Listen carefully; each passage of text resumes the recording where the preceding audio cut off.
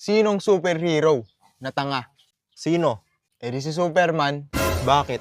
Saan ka nakakita ang superhero na nakalabas yung brief? O nga no. Sino naman ang mas tanga pa kay Superman? Sige, sino? E di si Batman. Bakit? Ginaya niya si Superman eh. Si Superman, nagbihis muna bago mag-brief. Si Batman naman, nagbihis muna, nag-brief, nag-belt pa. Oo nga no. Eh sino naman ang pinakatanga na superhero? Sige, sino? Si Darna. Bakit? Saan ka nakakita ang superhero na may pakpak sa noo? Ba't tawa ng tawa to? Kuya! Ba't tawa ka ng tawa? Ha? Ba't tawa ka ng tawa?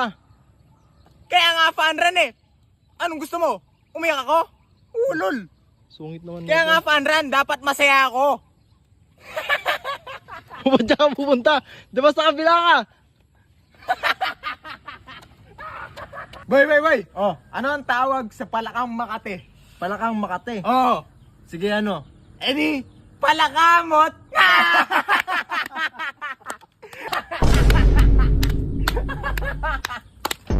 O ito. Ah, Ano naman yung tawag sa isdang nagiging bato?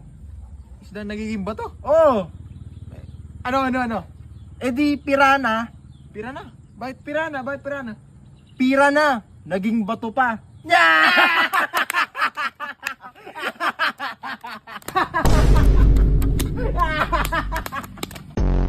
Anong maipaglilingkod ko? Attorney, gusto ko po sanang palitan yung apelyido ko. Mabaho po kasi. Ano bang apelyido mo? Mabaho po eh. Pwede bang palitan nyo na lang agad? Magbabayad naman po ako eh. Naku, mahal pagpapalitan natin yung buong apelyido mo. Magkano po ba? 10,000. Pero makakamura ka kapag babalik na rin lang natin yung apelyido mo. Naku, wag na lang po.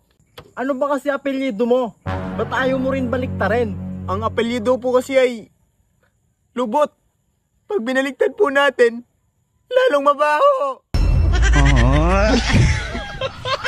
Bakit letter S yung nasa damit ni Superman? Eh Superman nga eh, kaya S. Mali. O sige, bakit pala? Kasi naubusan ng medium size. Sige, ito naman. Ano naman ang tawag sa asong laging nasa inuman? Asong laging nasa inuman? Meron bang ganon?